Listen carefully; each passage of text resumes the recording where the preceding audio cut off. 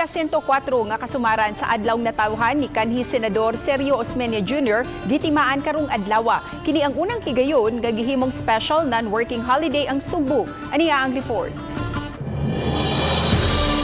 Gipahigayon ang paghalat sa buwak sa monumento ni kanhi Senador Sergio Osmeña Jr. sa plaza sa Sugbo. Gitambungan kini sa Vice Mayor sa syudad Mike Crama o mga representante sa Banayng Osmeña. Gihandom ang kaayuhan nga namugna sa kanhi magbabalaod o ang iyang mga hiyas ug mithi nga ngayang panaminan sa katawhan ilabi na sa mga Sugboanon. It should have been all with so many people here and would have been the relative and etc. would have been around.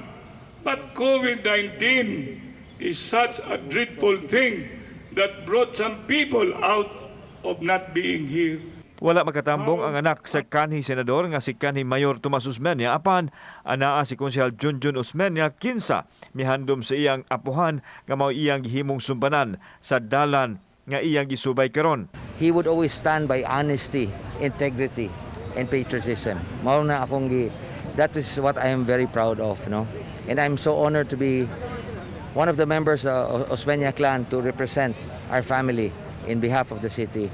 Si Osmeña nahimo kanhing mayor sa Cebu City ug kanhi gobernador usab sa lalawigan sa Sugbo. Kauban si Marlon Melgaso, ako si Alan Domingo.